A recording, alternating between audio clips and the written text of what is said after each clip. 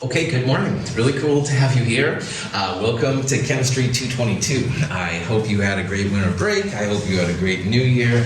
I am definitely looking forward to an awesome 2022 with you. A lot of you, of course, have had me before, but not everybody has. So I just wanted to let you know that the most important thing is that you know how to get a hold of me. And all of you should have received an email by now to your Saints email address. And if you look at that, it has my contact information, our website, stuff like that. And all of those things are definitely available to you.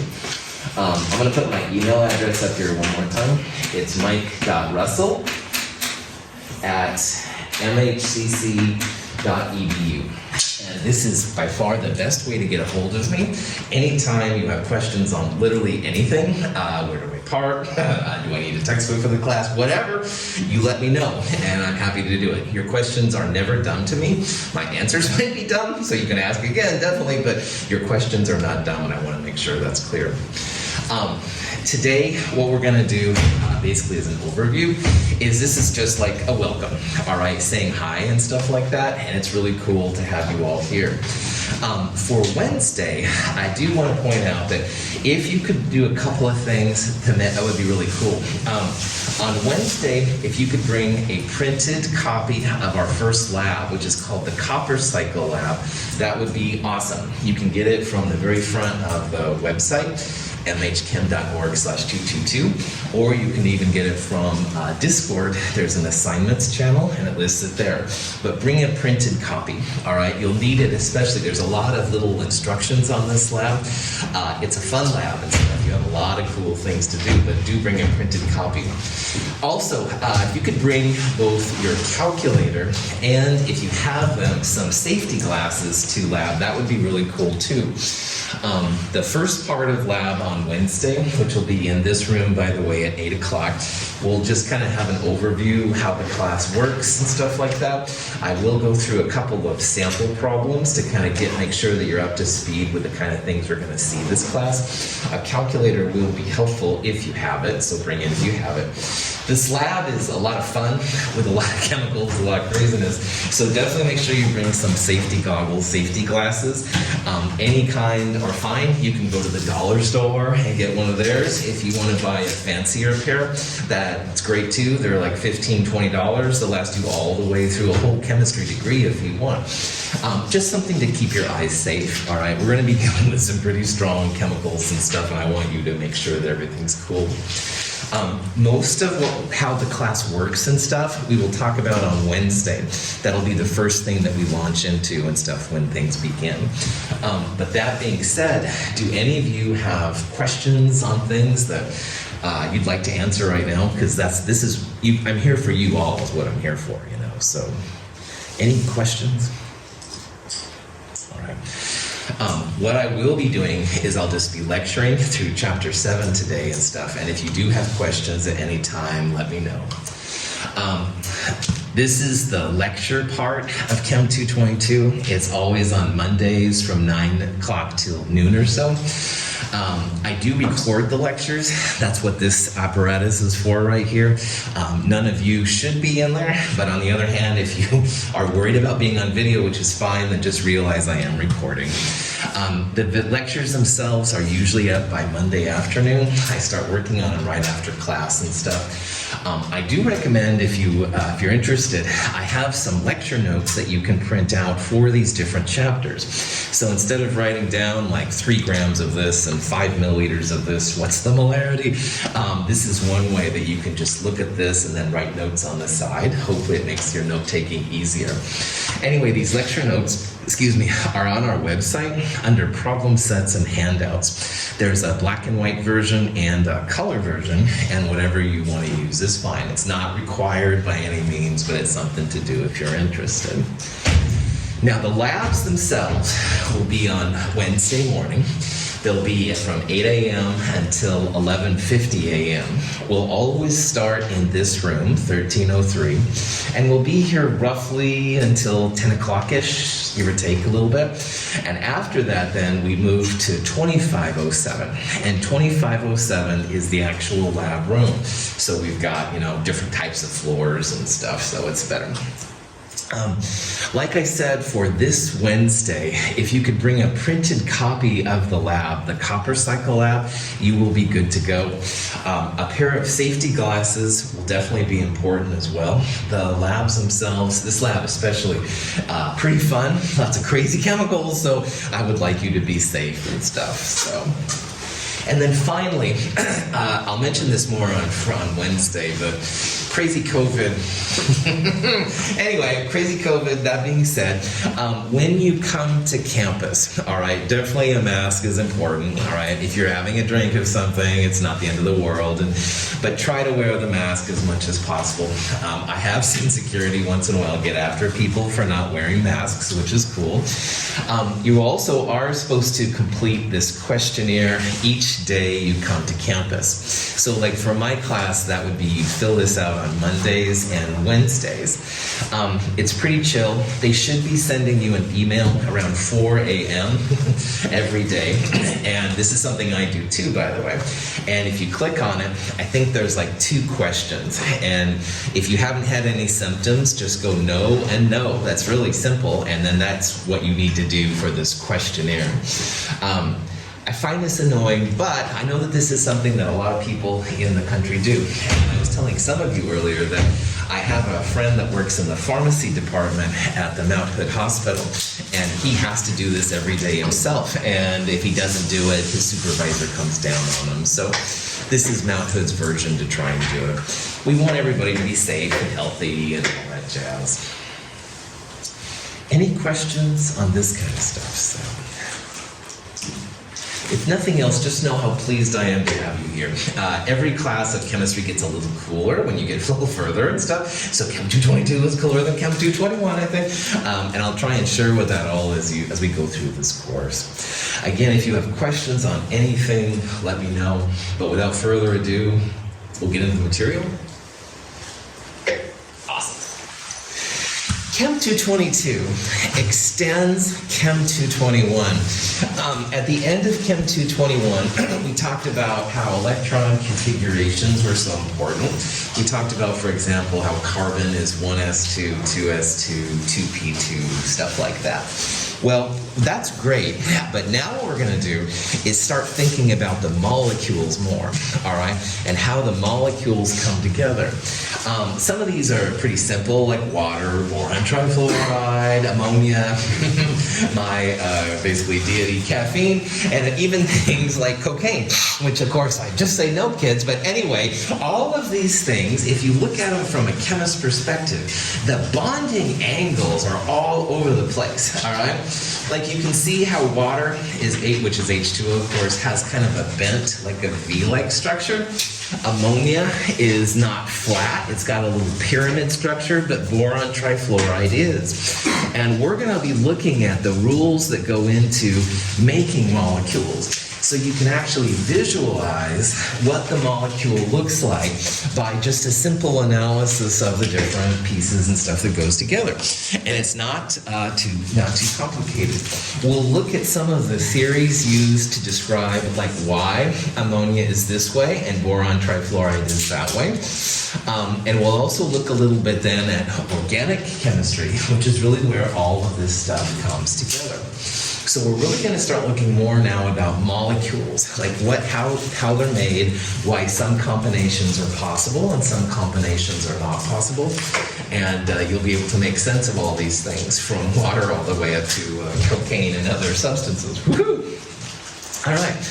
So things you might think about if I told you about this is like, how are these molecules held together? Like what kind of glue makes a molecule like water or boron trifluoride or any of these things? What makes them stick together? And polyatomic ions, which we talked about in Chem 221, which were things like nitrate and ammonium and sulfate, polyatomic ions will actually fall in this category too. So you can see like why there are certain combinations which are allowed and certain ones that aren't. Definitely we have to think about these angles because BF3 is flat, but ammonia, which I showed on the last page, is kind of a pyramid. And why is this one flat and the other one not, for example? we'll think about how you can predict the structure of a new compound. So as a good example of that, COVID's structure has been found pretty good, some of the variants anyway. And if you look at the structures down at the chemical level, they follow all of these rules. So even for brand new compounds that haven't been known very well, you can figure out what they are. And then finally, we'll start thinking about how the structures are related to the chemical and physical properties, like why some of them melt really easily and other ones melt really hard, or why some are liquids and why some are solids, stuff like that.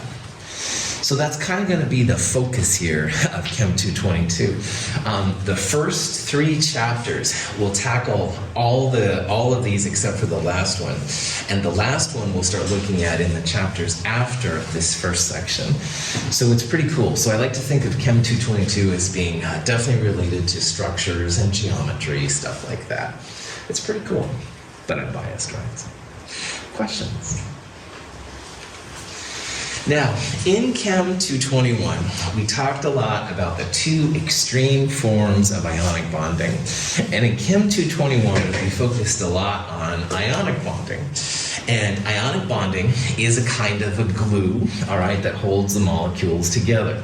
And ionic bonds are basically anytime you have a metal and a nonmetal, or something with a positive charge, a cation, and something with a negative charge, an anion. Sodium chloride is a classic example of this. Sodium chloride with ionic bonding has a really high melting point, all right? Like if you take raw table salt and you want to turn it into a liquid, you have to heat it up to like 800 degrees Celsius, really, really high. I am not sure that our Bunsen burners honestly would get that high. It's very, a lot of energy to melt it. So ionic bonds are seen as very strong, all right? They don't break apart very easily. Fortunately for us as humans, they dissolve well in water, which is something else we'll talk about this quarter, why that happens. But when you want to melt ionic bonds, pretty tough to melt. But the other kind of bonding is called covalent bonding, all right? And covalent bonding is a sharing of electrons. In an ionic bond, you have a true positive and a true negative center. So an electron, you can think about it, has come from the positive side and it goes over to the negative side. And usually the positive side is a metal and usually the negative side is a nonmetal.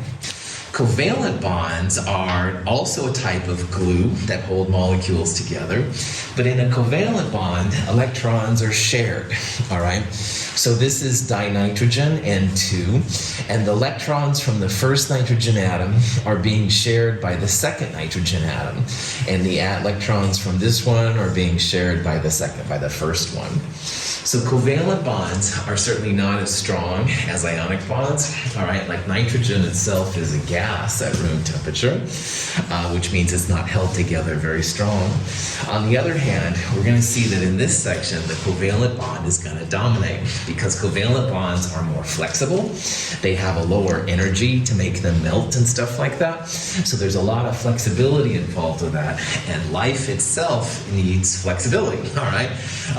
You have a gummy bear in the morning, terrible breakfast choice, but if you did, you don't have to admit it or anything. You do a gummy bear, all that sugar all of a sudden, bam, in your stomach and stuff starts, yeah, all right, the sugar is instantly transformed into a type of an energy, and that's really good. If you started doing sodium chloride shots, which sounds disgusting, even though I like salt a lot, but anyway, those things wouldn't break up as easy, and you couldn't get the energy out of them to the same way. So ionic and covalent are like 2 extremes, all right? Ionic for metals, nonmetals, covalent mostly nonmetals and nonmetals. Now, most true bonds are somewhere in between those, all right? Like you'll have mostly covalent or mostly ionic bonds, stuff like that.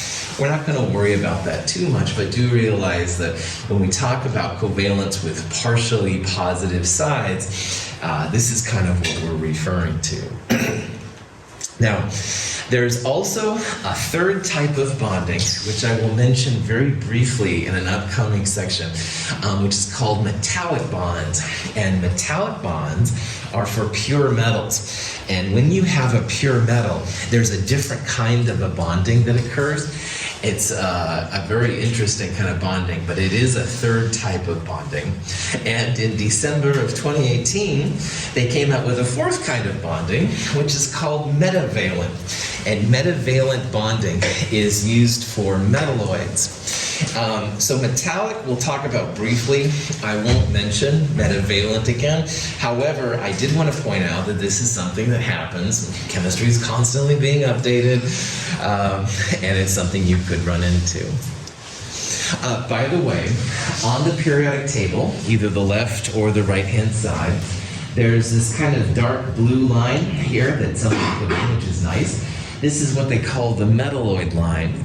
And elements to the left of that line are generally metals, so all the lanthanides and actinides and all of these metals right here, except hydrogen. Hydrogen really for this discussion should be over here because everything above that blue line is a non-metal, all right? So chloride, fluoride, and hydrogen should be there. The pieces right on the blue line are the metalloids, and they'd be the ones that would use this metavalent bonding, which is still brand new and stuff. But again, for our purposes, ionic bonds, a metal with a nonmetal, or covalent bonds, mostly nonmetals with nonmetals.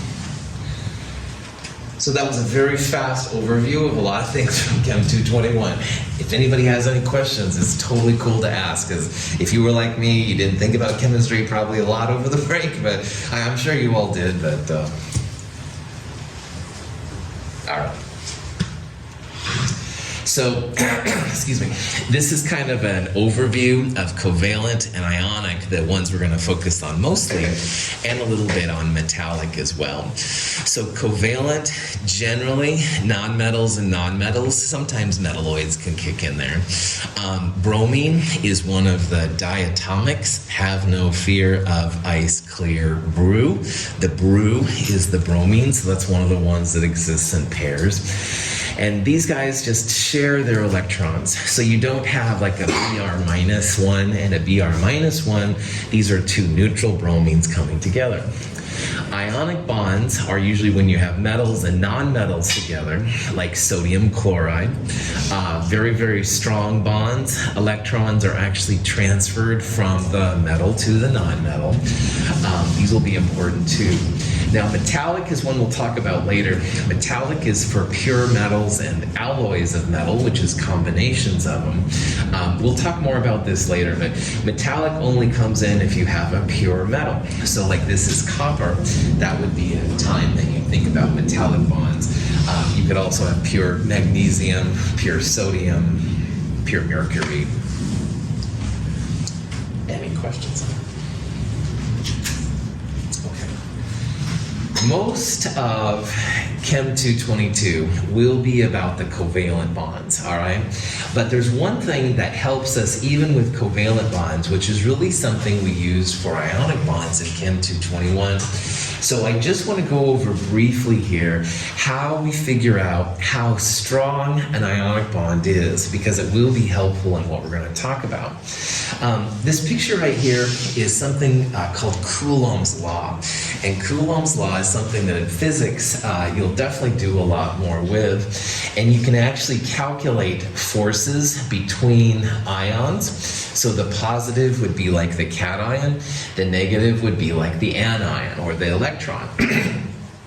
And you can figure out how many newtons, which is the unit that people use, to figure out how many newtons there are between it and stuff like that.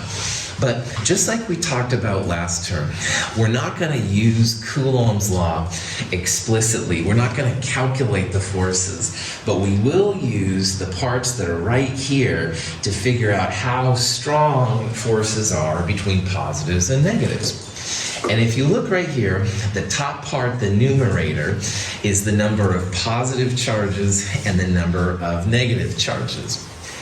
Ben, you're always so good to sit right here. I'm not really going to shake your hand because darn you, COVID, but imagine I would, all right? I haven't seen Ben since last term. I'm like, hey, Ben, what's going on? Single handshake? Yeah, cool, no problem, all right? Juliana goes, come on, Russell, get back to the lecture. So she'd be able to push us apart pretty easy, all right? Maybe I haven't seen Ben in a long time. Ben, I'm so glad to see he knows this routine already, so thank you, Ben. Yeah, I haven't seen you forever, so it's a double handshake, right? Well, Juliana's pretty strong linking, so she could still push us apart, but it would take extra energy because I'm so excited to see Ben, all right? Now imagine that Ben and I had a third hand, and we had like 3 hands. So like science fiction, man, I watch a lot of bad movies, as you know. 3 hands making it, that would be even harder for Juliana to break out because then it's, all right, really tough. So that's what the top part's all about. It's the number of handshakes. And it's not really handshakes, all right, it's the number of positives, negatives. Ben's the positive one, I'll be negative on this discussion. But anyway, a single positive one with a single negative one is pretty strong. But 2 positives and 2 negatives would be even stronger, and 3 positives, 3 negatives, even weaker. That's what the top part of that equation is all about. So if you see like an Na plus Cl minus, that would be like a single handshake. But if you see a positive 2, negative 2, like magnesium and oxygen, that would be like a double handshake. That would be stronger to break out than a single handshake. Cool. The other part of this equation, which is important, and Ben, you're right here, so I'm going to use you as well, is the bottom part. And that's the distance between the positives and negatives. So don't do it to me. But let's say I was shaking Ben's hand right now. Good grip, all right? Well, oh geez, COVID, I better start packing away, but I really like shaking Ben's hand. So as I get farther and farther, oh man, now it's like just I can hold on with my pinky and stuff, and finally even that's too far, and it breaks out. All right? Now what I just very stupidly represented here is the bottom part, the distance between the ions. If you have a small distance between the ions, pretty strong.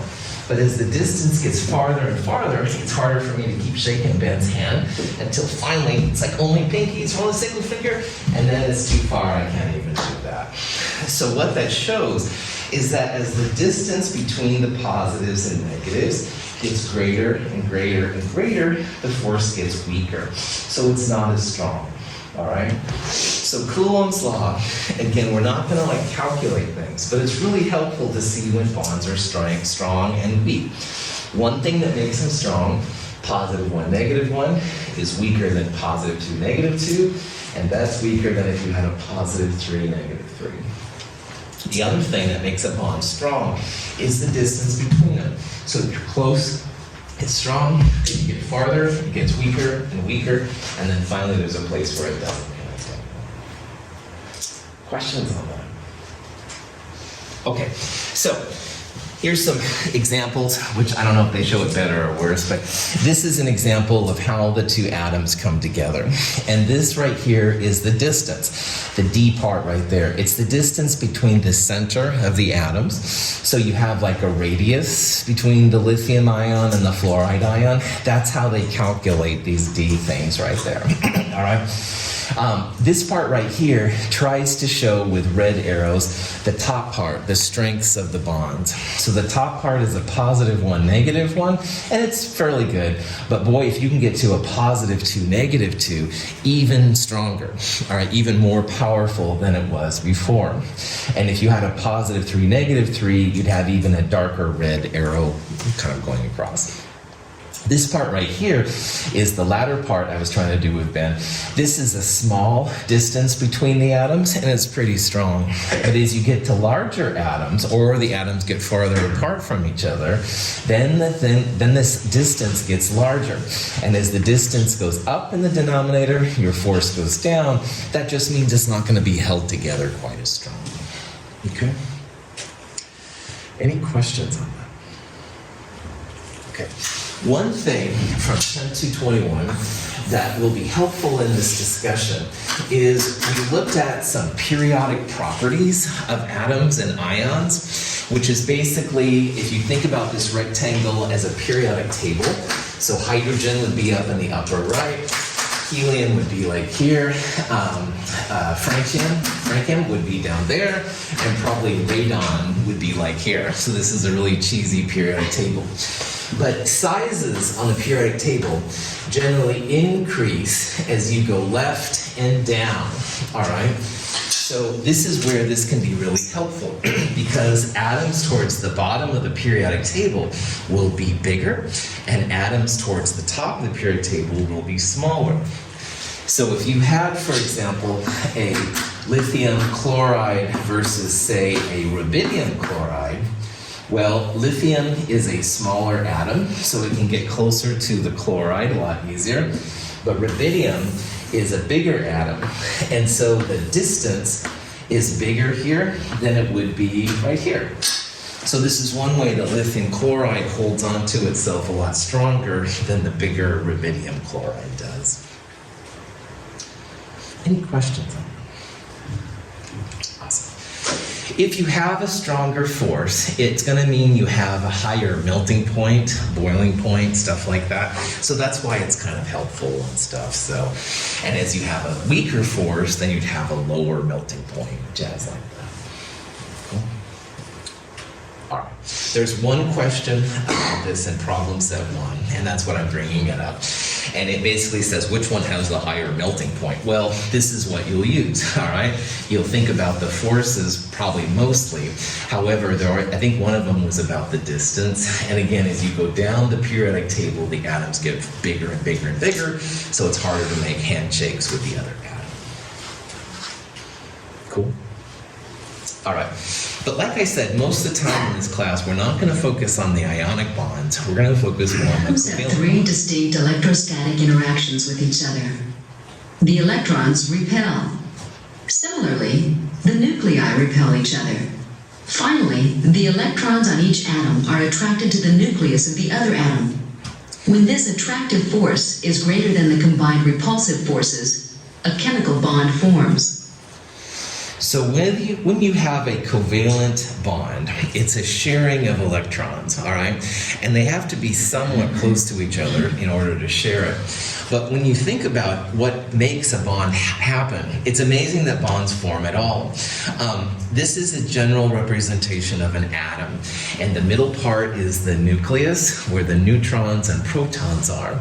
And the protons make these little black dots very positive, all right? On the other hand, the gray, bigger circle, that's where the electrons circle, the electron clouds and stuff like that. And those parts will be very negative. Now, when you have protons and electrons, remember that like charges will repel, but similar charges will attract. So there are two types of repulsive forces, and one of them is the electrons, and the electrons in this atom, they just don't like being next to each other, all right? On the other hand, the nuclei don't really like being close to each other too, all right? Because positive and positive will tend to repel. However, there's two ways that the atom can come together. It's if the nucleus here likes the electrons right there, because those are opposite charges. And the same thing if this nucleus likes these electrons right there. So when you have a bond form, you have to have greater attractive forces, these two blue lines, than you have the two repulsive interactions. And some bonds just won't form at all because the repulsive forces are greater than the attractive forces. For example, we'll see that dihelium does not exist. The repulsive forces are much greater than the attractive forces would be in making that molecule. Not going to happen. On the other hand, things like nitrogen, N2, carbon monoxide, CO, they will form because they do have more attractive forces than repulsive forces. So covalent bonding is going to be something we're going to hit really hard here in the first couple chapters. We'll look at ionic bonding and metallic bonding after the first midterm more, and we'll see what's going on. But the important thing that you should know right now is how to tell when a compound is ionic, covalent, or even metallic.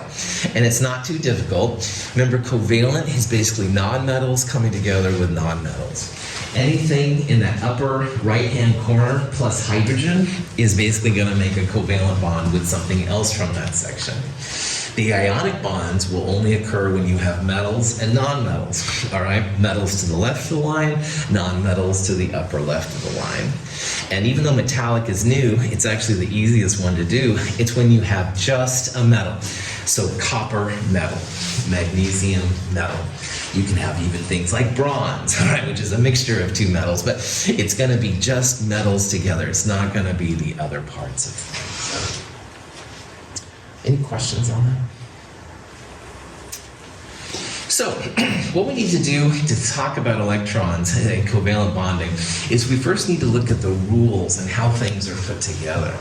And one of the great first American chemists was G.N. Lewis. There's lots of international chemists that are really cool too, but Lewis was one of the very first great American chemists, and he did some things which are really cool. The first cool thing that he did was called a Lewis electron dot structure, and that's going to be something we're going to do a lot of here in the future. We'll also look at Lewis in Chem 223. He created an acid-base theory, which is really neat too. But for right now, we're going to focus on the Lewis electron dot structure.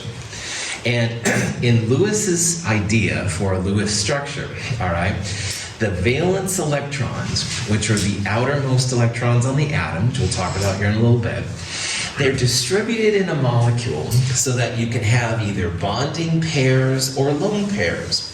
So first of all, a pair means two electrons, and two of the electrons, if they're involved in bonding between two separate atoms, that would be a bonding pair. On the other hand, some of these atoms really like to hold on to their electrons, all right? They're hoarders, whatever.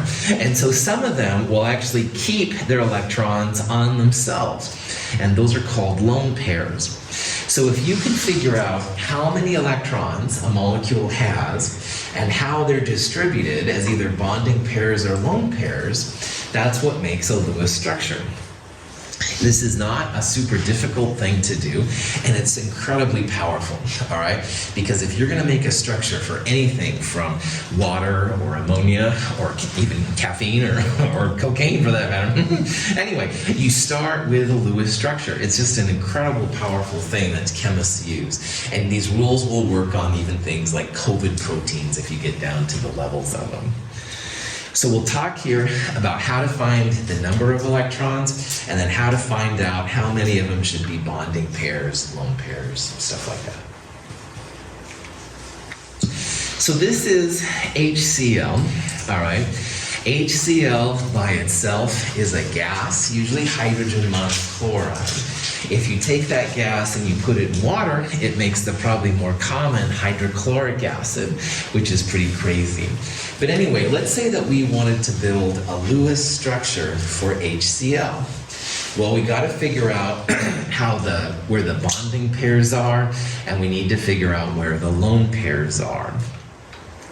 So in HCl, we would draw a line between the two atoms, all right?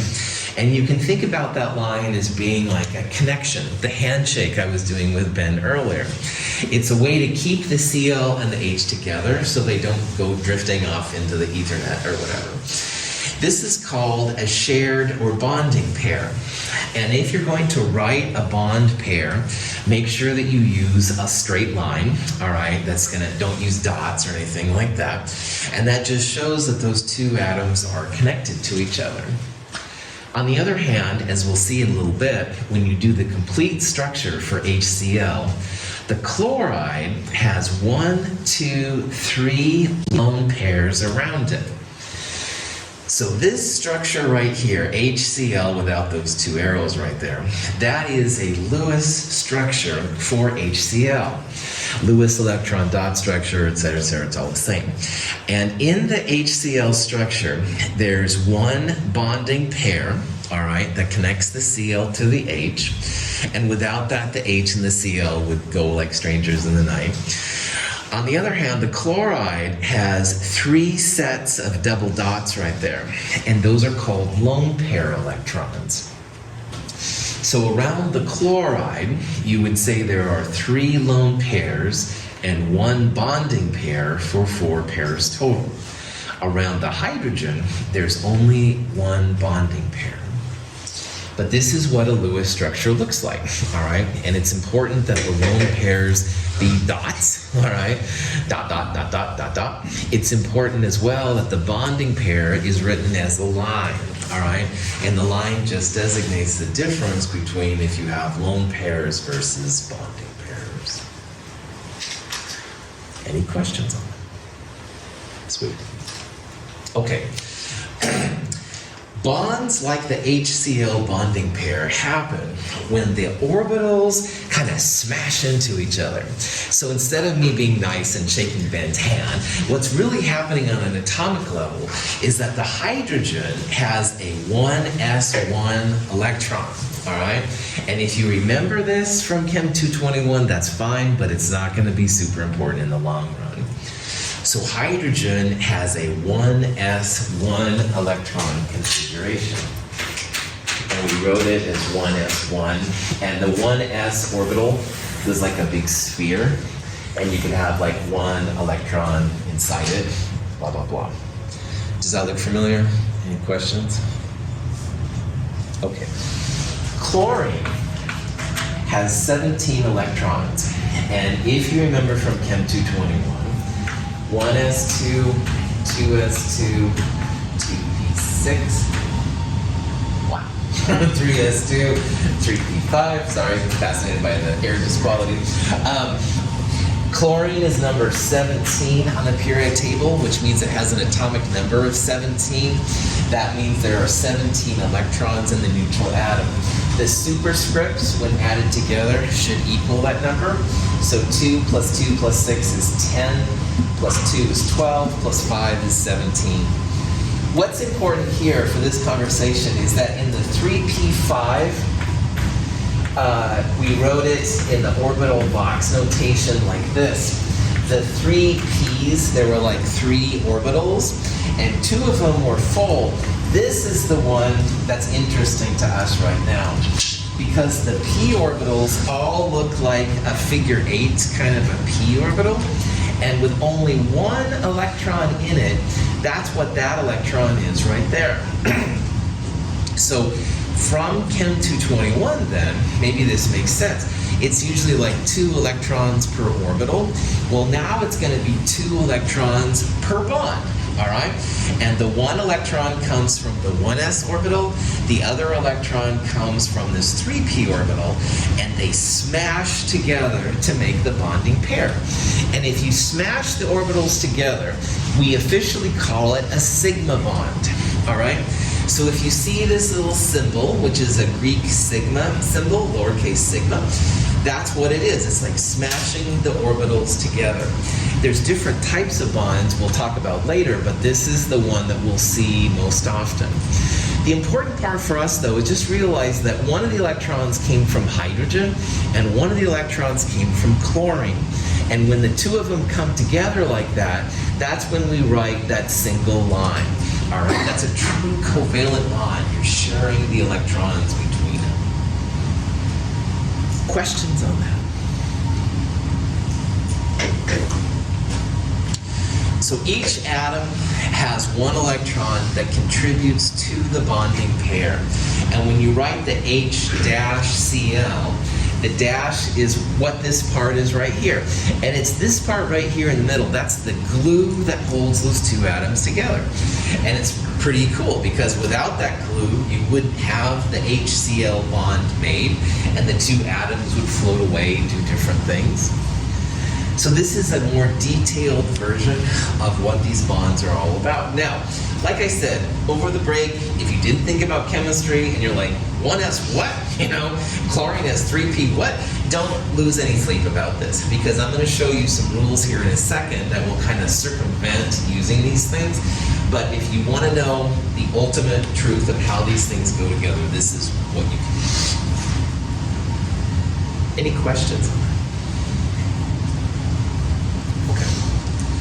So, in an atom like chlorine, all right, chlorine had 17 electrons, but really on that little picture, there were only 7 electrons shown. There were 3 lone pairs and that one electron that made a bond with hydrogen. So not all of the atoms, all the electrons in an atom are involved in bonding. So we're going to designate now the difference between core electrons and valence electrons, all right? And core electrons are just things that are deeper inside the atom. They won't be quite as reactive because they're closer to the nucleus. On the other hand, the outer atoms and stuff are going to be a lot more reactive. So earlier, I did a lot of stuff with Ben right here because he's close to me, all right? And I wouldn't have to do it that much farther to do Bethany, all kinds of other people like that. However, Wes and Gabe in the back, they're kind of farther back. You know, I may not be paying attention. I don't know, they're texting or whatever you're doing. It really doesn't bother me if you text, by the way. Yeah. You're a good man, Wes. Anyway, they're going to be more like the valence electrons, all right? My nucleus down here and stuff is, they're farther from me. They're going to be more active, more easier to make like things happen stuff. Then poor Ben will be down here. Ben's right in the kind of thing I'm going to be watching him. So that's a silly example. Ben would be like a core electron. He's closer to the nucleus, so he's not as likely to bond. On the other hand, the guys in the back, they're going to be more likely the valence electrons, the ones that are more likely to make bonds with things. It's very easy to find the difference between core and valence. If you want to do it officially, the number in front of the electron configurations, so like the 1 of 1s2 and the 2 of 2s2 and the 2 of 2p1, we called those shell numbers in Chem 221. And as the n value got bigger, you were farther from the nucleus. So the 1s electrons were closer to the nucleus, and the 2s2p were further. It's the further electrons that are going to be the valence electrons. So for boron, that means that the 2s2, 2p1, or these 3 electrons, remember the superscripts are the number of electrons, those 3 electrons, those are going to be the valence electrons, the ones that are going to make bonds. On the other hand, the 1s2 here, these are the ones like Ben, all right? They're closer to the nucleus. They're not as likely to make bonds with other things. Those are called core electrons. So boron has a total of 2 plus 2 plus 1, 5 electrons. And of those 5 electrons, 2 of them are core, the 1s2, and the other 3 are going to be valence electrons. So notice here that core plus valence equals total electrons. And the total electrons for a neutral atom you can find from the periodic table. Questions on that? Here's a more complicated example. This is bromine. Bromine has an argon 4s2, 3d10, 4p5. We talked about in Chem 221, sometimes the 3d10s are listed first, even though you fill them in after the 4s. Now we can see even better why this is done. Because again, the valence electrons have the highest n value. So 4 is higher than the 3s of 3d10 or the 2s or the 1s. So what that means is that these 5 plus 2, these 7 electrons are going to be valence, all right? And the other 28 electrons, bromine has a total of 35. 35 minus 7 is 28. The other 28 are going to be core. So as the atoms get bigger, number of protons and electrons, you can see that there'll be more and more core electrons that are deep inside. And it's only the outside ones that will actually make molecules and stuff. So now, this is all cool and philosophical, but you probably don't want to be thinking about electron configurations all the time. If you do, my hat's off to you, but you don't have to, seriously. There's an easier way to do this. The number of valence electrons in an atom is equal to the group number. Now, in Chem 222, like in Chem 221, I'm going to encourage you to use what I call the American version of the periodic table, which is the same on both the left and the right-hand side of class. And you can see how above helium, there's an 8A, Roman numeral 8A, and above fluorine, there's a 7A, 6A, 5A, etc., etc.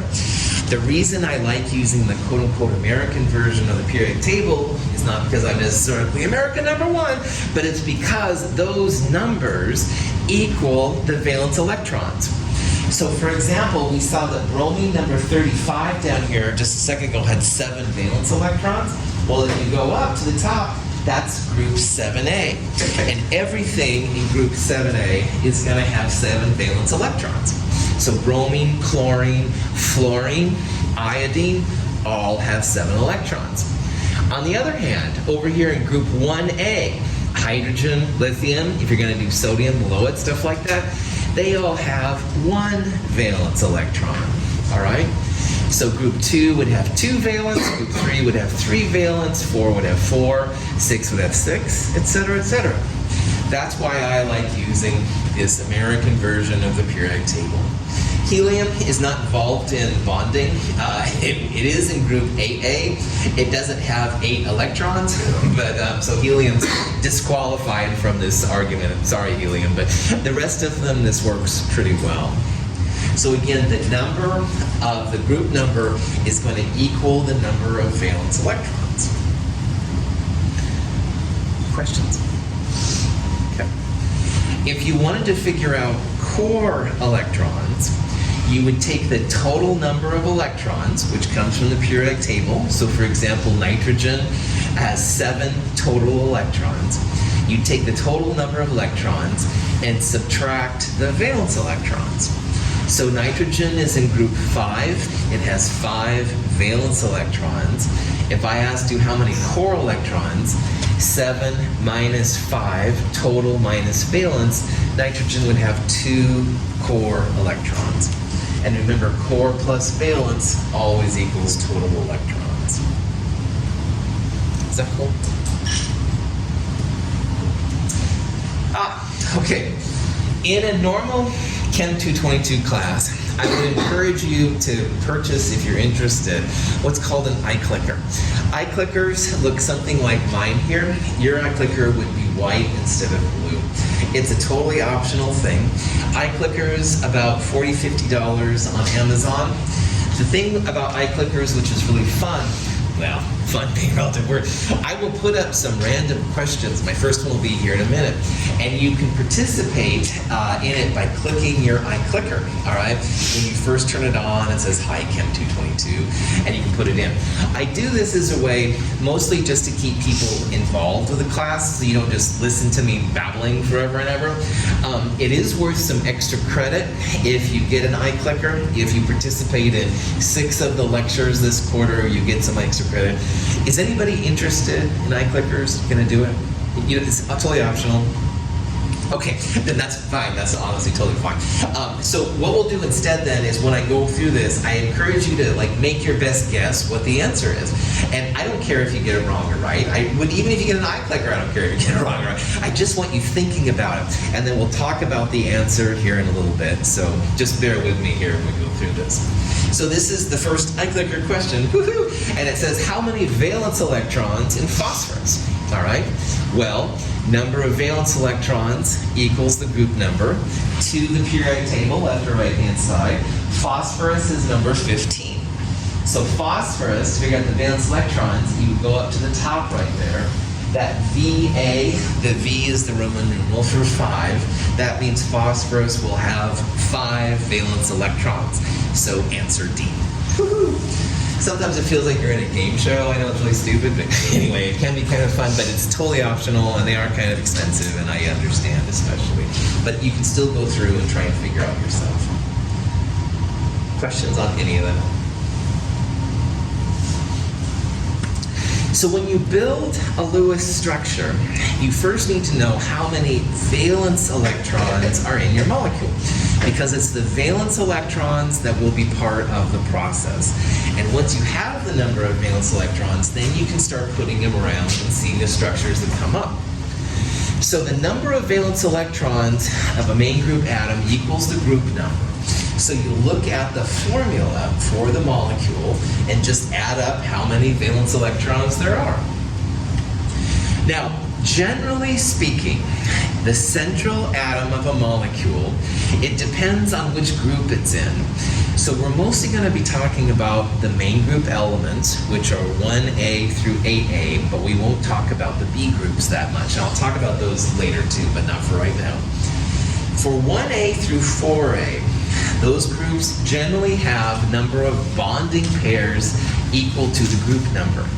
So boron is in group 3A. And boron, because it's in 3A, it usually likes to make 3 bonding pairs, all right? And notice I said usually, I didn't say always, but usually boron likes to make 3 bonding pairs. On the other hand, if you're in groups 5A through 7A, they usually like to make a number of bonding pairs equaling 8 minus the group number. So we saw earlier that nitrogen is in group 5A. 8 minus 5 means usually nitrogen likes to make 3 bonding pairs. That's kind of a rough guide to how those things work. It's not always going to be that way. We'll see lots of exceptions, but 80+%, 85% plus of the time, this will be something that we'll be following, and I'll show you examples of that later. Okay, if you count up the number of bonding pairs plus lone pairs on an atom, most of the time, not all the time, but most of the time, bonding pairs plus lone pairs should equal 4. So that means if you count up then the number of bonds plus lone pairs, most of the time they'll equal 4. Now there are exceptions, all right? Hydrogen is an exception. The group's elements in the third period and lower sometimes get weird, but most of the time bonding pairs plus lone pairs equal 4. If this was Chem 104 or Chem 151, we would say this happens all the time, all right? Because it's very, very common. But here in the big kids class, woohoo, we're going to see exceptions where bonding pairs plus lone pairs are not equal to 4. But again, almost all the time in organic chemistry and biochemistry, which are the big parts of chemistry, most of the time this will be the case. So we'll talk about more in the future when you don't see this happen, but just in the back of your mind, most of the time bonding pairs plus lone pairs equals 4. And if you hear people talk about the octet rule, that's what this is. Remember, these are pairs of electrons, 2 electrons per pair. So if you have 4 pairs times 2 electrons per pair, that would be 8 electrons. The octet rule just means that most of the time, around a central atom, bonding pairs plus lone pairs will equal 4. Not all the time, but often the time. So with that being said, what we'll do here in a second is we'll start building ammonia's Lewis structure. But I think this would be a good place to take a break. So it's about 9:52. Take a 5 or more so minute break. Stretch your legs and stuff. We'll start up again 9:57, 9:58.